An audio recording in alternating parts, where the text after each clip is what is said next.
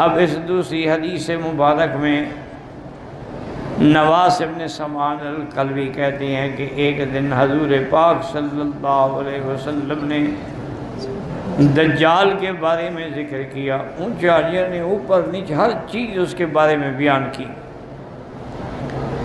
اور بیان میں اتنی تاثیر تھی ہم نے سمجھا کہ شاید یہ جو باغ ہے نا کھجوروں کا ابھی اسی میں دجال کھڑا ہے۔ حضور پاک نے فرمایا دجال کے علاوہ مجھے اور چیزیں ہیں جس کا مجھے ڈر ہے تم پر۔ دجال بھی فتنہ ہے لیکن اس کے علاوہ بھی اور چیزیں ہیں جس سے مجھے اپنی امت پہ خوف ہے۔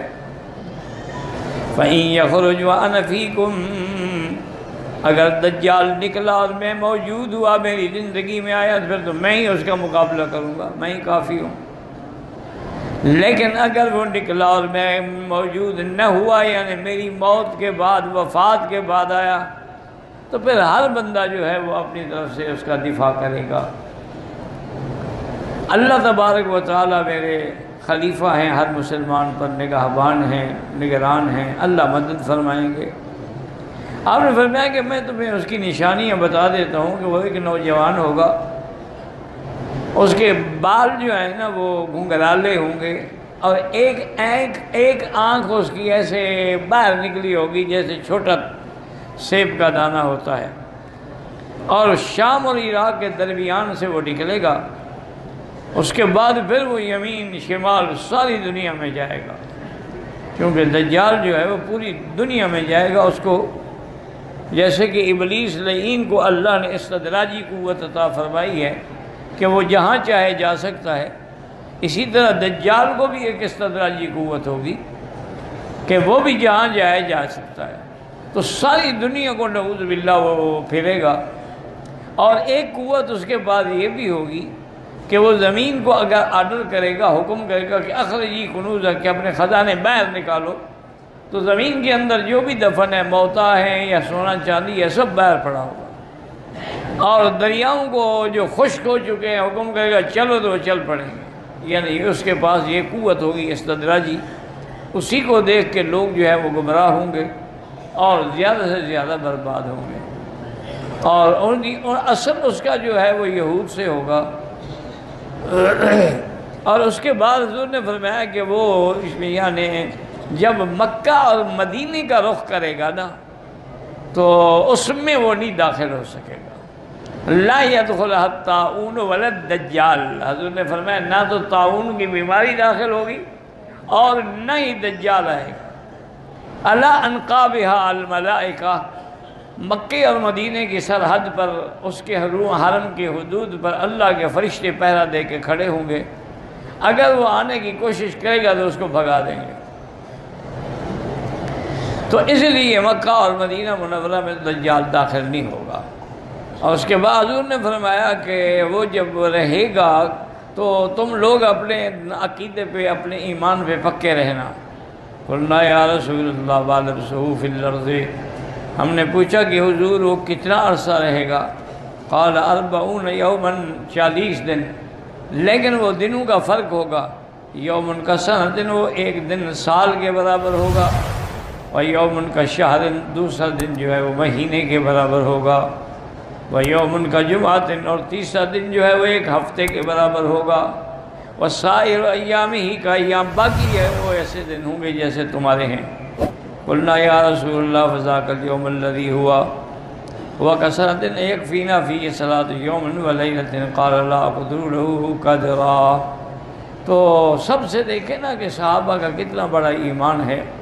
ان کو فکر یہ تھا کہ حضور جب ایک دن سال کے برابر ہوگا تو ہم نمازیں کیسے پڑھیں گے؟ نمازیں ایک دن کی پڑھیں گے، سال کی پڑھیں گے، کیسے پڑھیں گے؟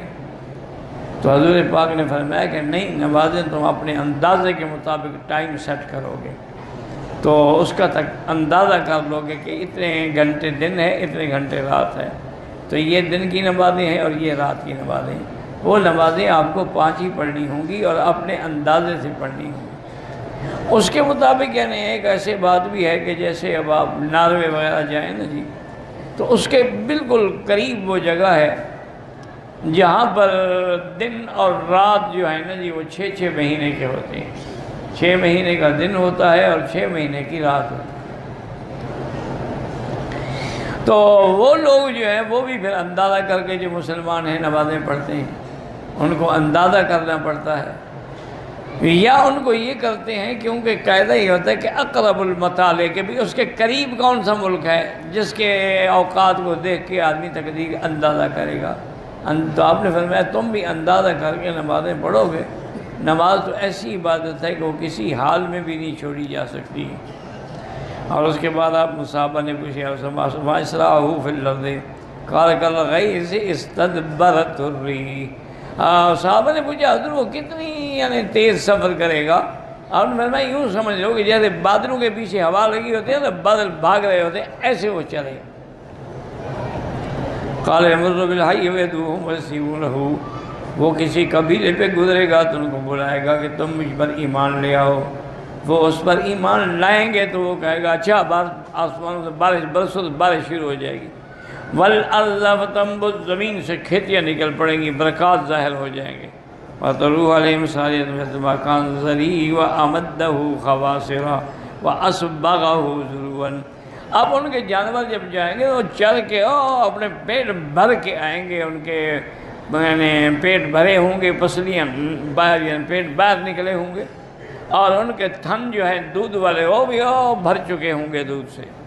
وَيَمُرُّ بِالْحَيِّ فَيَدْعُوهُمْ وَيَرُدُّونَ عَلَيْهِ قَوْلَهُ اور دوسرے قبیلے پہ گزرے گا، ان کو دعوت دے گا لیکن وہ اس کی بات نہیں مانیں گے۔ فَتَتْبَعُهُ أَمْوَالَهُمْ فَيُصْبِحُونَ مُمَحَّلِينَ لَيْسَ مِنْ أَمْوَالِهِمْ شَيْءٌ تو وہ نعوذ باللہ اشارہ کرے گا تو ان کے سارے مال شال سب ختم ہو جائیں گے۔ وَيَمُرُّ بِالْخَرْبِ يَقُولُ لَهَا زمین ایسی جو ویران پڑی ہوگی، اجڑی ہوئی خشک زمین پڑی ہوگی، اس کو کہے گا اخرجی کنوزک اپنے خزانے نکالو۔ وَتَتْبَعُهُ كُنُوزُهَا كَيَعْصِيبِ النَّحْلِ زمین کے خزانے نکل آئیں گے اور وہ اس کے پیچھے ایسے چلیں گے جیسے شہد کی مکھیاں آتی ہیں۔ كَانَ وَيَأْمُرُ بِرَجُلٍ فَيُقْتَلْ فَيَضْرِبُهُ بِالسَّيْفِ فَيَقْطَعُهُ جَزْلَتَيْنِ رَمِيَّةَ الْغَرَضِ ایک آدمی کو بلا کے حکم دے گا کہ اس کو قتل کرو، 2 ٹکڑے کر دے گا، 2 ٹکڑوں میں اتنا فاصلہ ہوگا، پھر بلائے گا تو آ جائے گا زندہ ہو کے۔ ثُمَّ يَدْعُوهُ وَيَكْبَرُ إِلَيْهِ وَبَيْنَمَا هُمْ عَلَى ذَلِكَ إِذْ بَعَثَ اللَّهُ عَزَّ وَجَلَّ الْمَسِيحَ عِیسیٰ ابْنَ مریم۔ اب یہی دور ہوگا، دجال کے فتنے کا زور ہوگا، اور حضرت عیسیٰ ابن مریم علیہ السلام جو ہیں وہ اللہ کے حکم سے آسمانوں سے اتریں گے، کیونکہ عیسیٰ علیہ السلام آسمانوں پہ ہیں، زندہ ہیں، موجود ہیں، اور اللہ کے حکم سے ان کو زندہ اٹھایا گیا، اور اسی طرح وہ زندہ اتریں گے۔ جب اتریں گے تو وہ آئیں گے کہاں؟ عند المنارۃ البیضاء شرقیہ دمشق، دمشق کی ایک مسجد کے شرقی مینارے پہ اتریں گے۔ بین معروضتین واضعا یدیہ علی اجنحۃ ملکین 2 چادریں آپ نے پہنی ہوں گی اور 2 فرشتوں کے کندھوں پہ ہاتھ رکھا ہوگا۔ فَيَتْبَعُهُ فَيُدْرِكُهُ فَيَقْتُلُهُ عِنْدَ بَابِ لُدِّ الشَّرْقِ یہاں اختصار ہے، تفصیل اس کی یہ ہے کہ جب حضرت عیسیٰ علیہ السلام آئیں گے اور وہ اتریں گے تو میرے آقا نے فرمایا گویا کہ میں دیکھ رہا ہوں کہ عیسیٰ علیہ السلام جب آئیں گے تو ان کے بالوں سے پانی ٹپک رہا ہوگا، یعنی ابھی ابھی وہ جنت سے غسل کر کے آ رہے ہوں گے، اور اس کے بعد مہدی امام مہدی جو ہیں وہ مصلی پہ کھڑے ہوں گے، کیونکہ ظہور مہدی جو ہے وہ پہلے ہوگا اور نزول عیسیٰ ابن مریم بعد میں ہوگا۔ تو اور یہ مہدی وہ ہے جس کی بشارت حضور نے دی ہے کہ وہ میری نسل سے ہوگا، اس کا نام میرے نام پہ ہوگا، اس کے باپ کا نام میرے باپ کے نام پہ ہوگا، اس کی ماں کا نام میری ماں کے نام سے ہوگا، اور ما بین الرکنین حجر اسود اور رکن یمانی کے درمیان میں کھڑے ہو کے وہ اپنے مہدی ہونے کا اعلان کرے گا، اور پھر دنیا اس کے ہاتھ پہ بیعت کرے گی۔ تو ان کا دور چل رہا ہوگا۔ تو اب جب عیسیٰ علیہ السلام آئیں گے تو صفیں بن چکی ہوں گی، اذان ہو گئی ہوگی، تکبیر ہو گئی ہوگی، تو حضرت صفیں ٹھیک کر رہے ہوں گے، تو دیکھیں گے کہ عیسیٰ ابن مریم تشریف لا رہے ہیں، تو وہ مصلی سے ہٹنا چاہیں گے کیونکہ جب اللہ کا نبی آ جائے، پیغمبر آ جائے، تو پھر کوئی مسلح پہ نہیں کھڑا ہو سکتا، چونکہ نبی جو ہے وہ امام ہوتا ہے امت کا، اور ہمارے آقا تو خیر امام الانبیاء ہے، نہ صرف امت کے نہیں بلکہ انبیاء کے بھی امام ہیں علیہ الصلاۃ والتسلیم۔ تو وہ پیچھے ہٹنے کی کوشش ہوگا، نہیں رسے کا تم کھڑے رہو، نماز پڑھاؤ۔ اس وقت میں بحیثیت نبی کوئی شریعت لے کے نہیں آیا، بلکہ میں محمد مدنی کا امتی بن کے آیا ہوں، اور میں ان کی شریعت پہ چلوں گا، اس لیے پہلی نماز میں ان کی اقتداء میں پڑھنا چاہتا ہوں۔ تو حضرت عیسیٰ علیہ السلام ان کے پیچھے نماز پڑھیں گے، اور پھر عیسیٰ علیہ السلام تقریباً حضور نے فرمایا کہ 40 سال زندہ رہیں گے زمین پر، اور آپ حکم دیں گے بھی تلاش کرو دجال کہاں ہے۔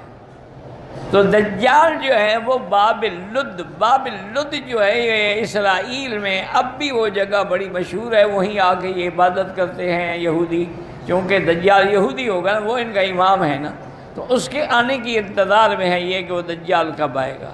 اچھا، اللہ کی شان یہ ہے کہ یہودی دجال کی انتظار کر رہے ہیں اور شیعہ مہدی کی انتظار کر رہے ہیں۔ دونوں جماعتیں جو ہیں، شیعہ کہتے ہیں کہ مہدی جو ہیں وہ حسن عسکری کی اولاد ہیں، اور وہ ایک غار ہے سراندیب کے علاقے میں، وہاں چھپے ہوئے ہیں، جب وقت آئے گا تو وہ ظاہر ہوں گے، اور اس کا غار کا نام جو ہے وہ ہے سر من رآ، جو دیکھے خوش ہو جائے۔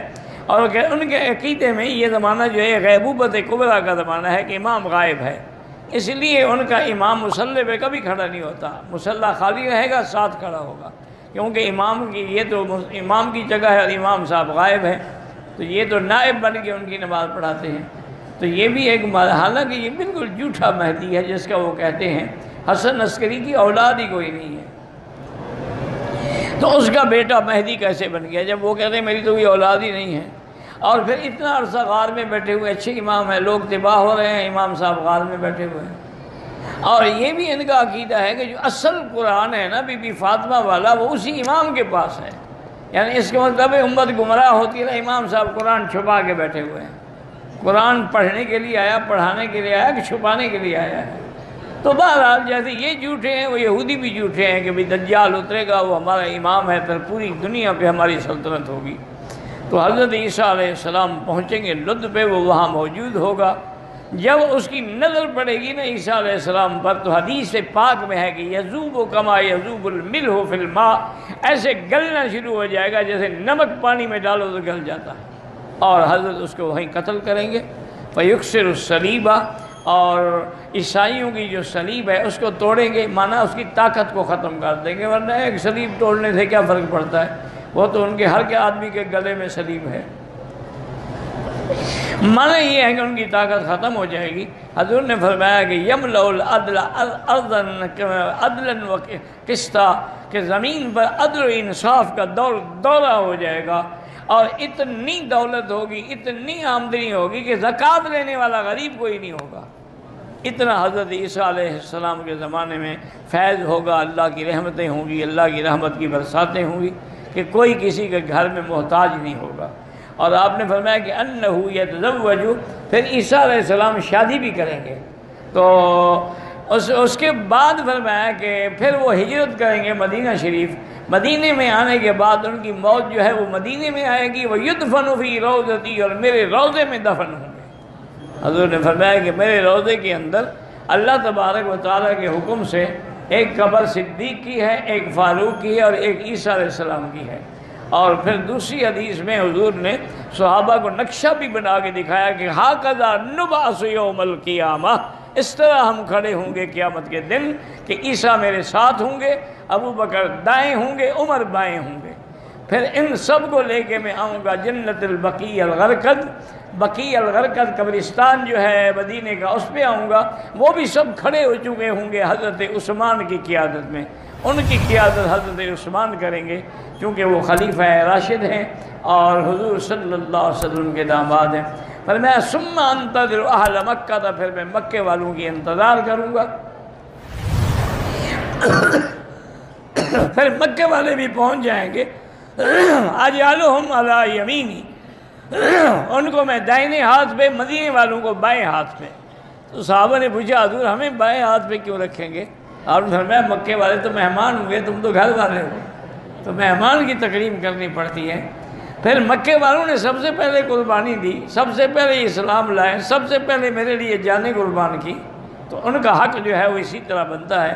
پر میں ثم اسوقہم الی المحشر، پھر ان سب امت کو لے کے میں شام کی طرف چلوں گا، اور شام میں ہی میدان قیامت قائم ہوگا، وہاں حضور صلی اللہ علیہ وسلم تشریف لائیں گے۔